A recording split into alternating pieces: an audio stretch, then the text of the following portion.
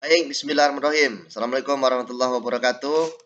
Kita akan lanjutkan kembali pembahasan soal pilihan ganda untuk mata pelajaran IPA kelas 8 semester 2 pada bab sistem pernapasan manusia atau bab 8. Langsung saja kita mulai.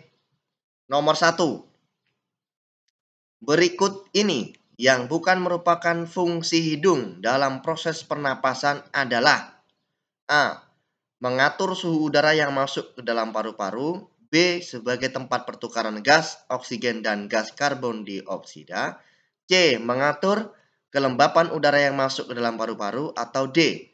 Menyaring partikel debu atau kotoran yang masuk bersama udara. Ini bukan ya. Ini yang bukan berarti yang tidak fungsi hidung. Kalau menyaring partikel ini pasti fungsi hidung. Yang C mengatur kelembapan udara yang masuk, iya, karena di situ ada kelembapan udara ya karena mempunyai.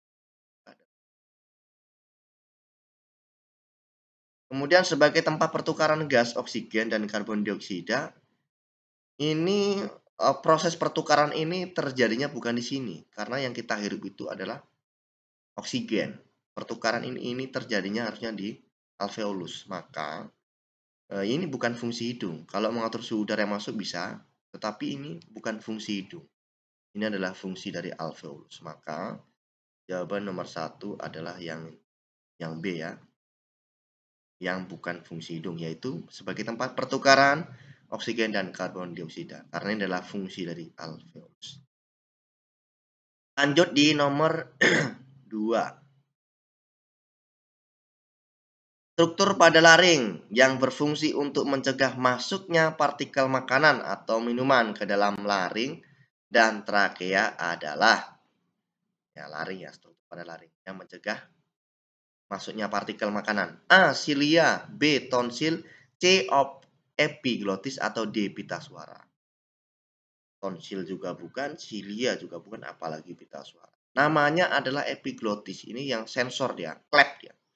Dia bisa membuka menutup ketika ada. Ini makanya mencegah masukan makanan. Ketika ada makanan yang kita sedang makan, maka epiglottisnya nutup sehingga dia tidak masuk ke dalam laring dan trakea. Ketika kita tidak makan, maka membuka supaya ada udaranya. Nah, ini dia fungsi dari epiglottis.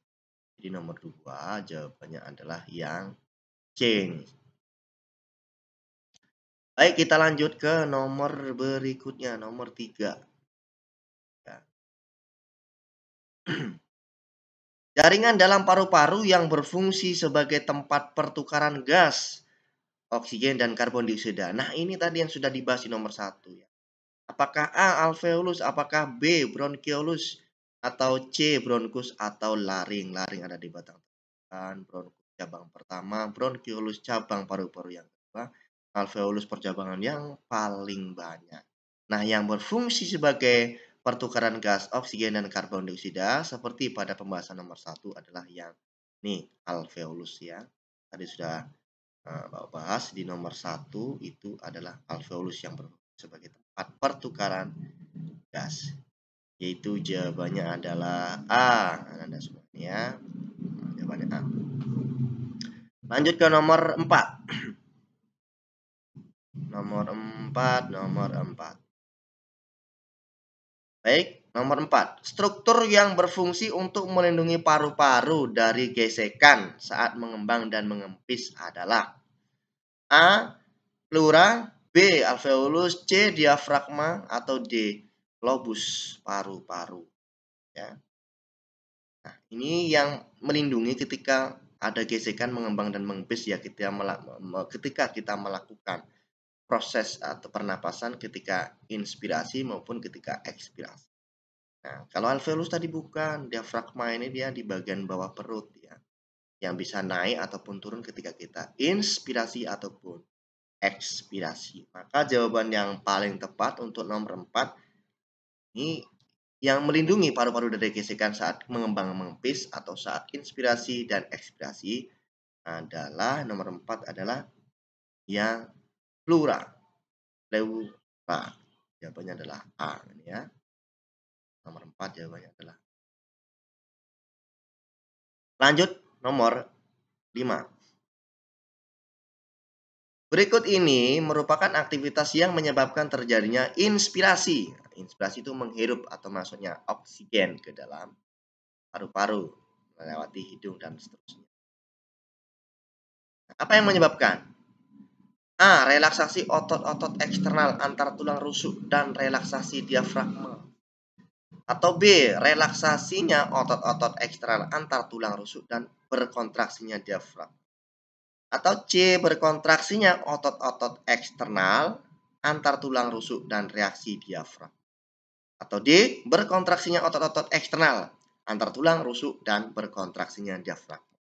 Jadi kuncinya adalah ketika inspirasi atau masuknya udara itu adalah kontraksi, bukan relaksasi. Jadi jawaban yang ada relaksasi sudah pasti salah. Ini relaksasi. A dan B salah. Tinggal C dan D yang kita pilih untuk nomor 5. Yang mana? Apakah berkontraksinya otot-otot eksternal atau tulang rusuk dan relaksasinya? Ada kata relaksasi di sini. Relaksasi itu untuk ekspirasi atau ekshalasi. Jawaban yang paling tepat untuk nomor 5 adalah yang D ini ya. Berkontraksinya otot-otot eksternal antar tulang, rusuk, dan berkontraksinya diafragma. Yang D nomor 5. Oke, next lanjut nomor 6.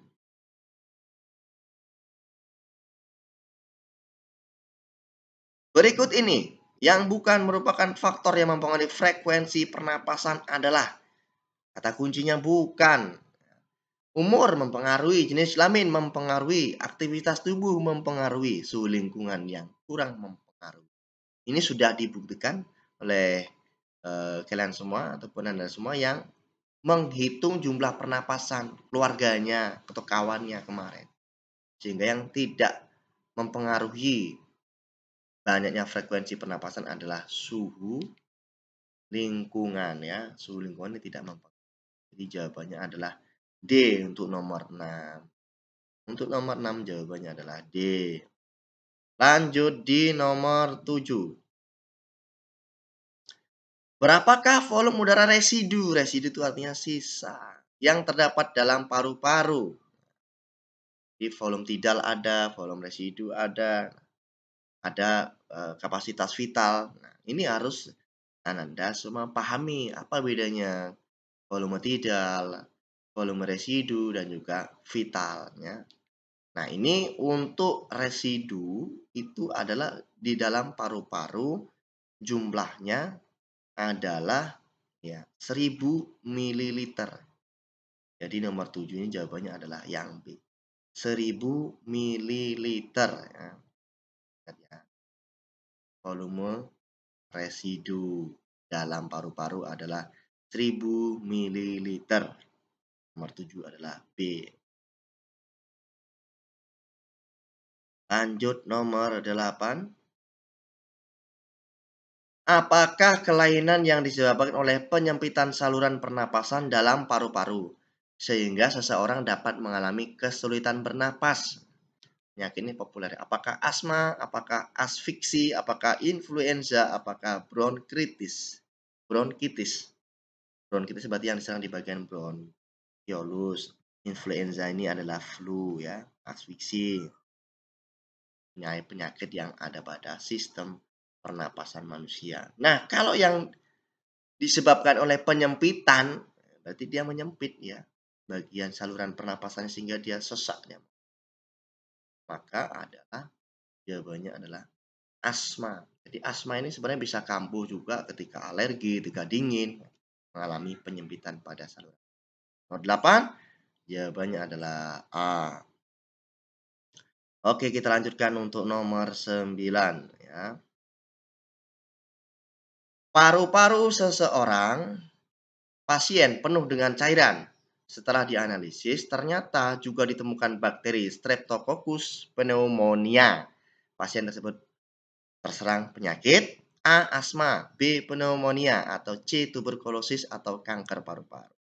Kanker paru-paru sudah akut, tuberkulosis itu TBC, asma tadi sudah dijelaskan penyempitan saluran. Maka jawabannya yang mirip dengan bakterinya nih, ada kata kuncinya. ya, bakteri Streptococcus pneumonia, maka penyakitnya juga pneumonia. Ini jawabannya ya. Jawabannya adalah yang B untuk nomor 9. Kemudian kita lanjut nomor pamungkas ya, terakhir yaitu nomor 10. Berikut ini merupakan upaya dalam menjaga kesehatan sistem pernapasan manusia. Adalah supaya sistem pernapasannya sehat, maka bagaimana cara kita menjaganya supaya masih bisa dengan baik untuk melakukan sirkulasi udara dari oksigen dan bertukar menjadi karbon dioksida. Caranya gimana? Upaya ya. Apakah tidak merokok? Apakah berolahraga?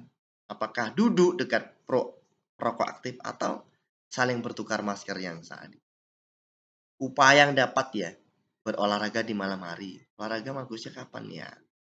Apakah tidak merokok? Apakah duduk dekat perokok aktif malah duduk dekat perokok aktif cari perkara ini ya. Saling bertukar masker ini juga cari perkara. Nah, apakah olahraga malam hari ini bagus untuk menjaga kesehatan sistem pernapasan? Karena pada umumnya banyak juga orang berolahraga itu malam hari. Nah, kalau kita lihat dari kajian ini yang mungkin yang membingungkan adalah antara A dan B ya. Karena berolahraga ini juga tentu salah satu upaya menjaga kesehatan. Tapi bagaimana dengan kondisi di malam hari? Bagusnya kapan olahraga itu? Tentu sebenarnya malam hari juga bisa. Ada waktu-waktu yang lebih tepat selain malam hari, mungkin di pagi hari untuk berolahraga. Ada waktu-waktu yang tepat sehingga A dan B ini lebih tepat adalah yang A sebenarnya ya. Jadi sekali lagi sampaikan B ini juga sebenarnya berolahraganya bisa, tetapi ada kata lanjutannya di malam hari ini yang merupakan pernyataan tambahannya sehingga dari A dan B lebih tepat yang A untuk jawaban nomor 10, yaitu tidak merokok. Ini salah satu ya, karena upayanya itu banyak. Jadi ini bukan merupakan upaya terakhir, tapi salah satu. Upaya yang lainnya juga banyak.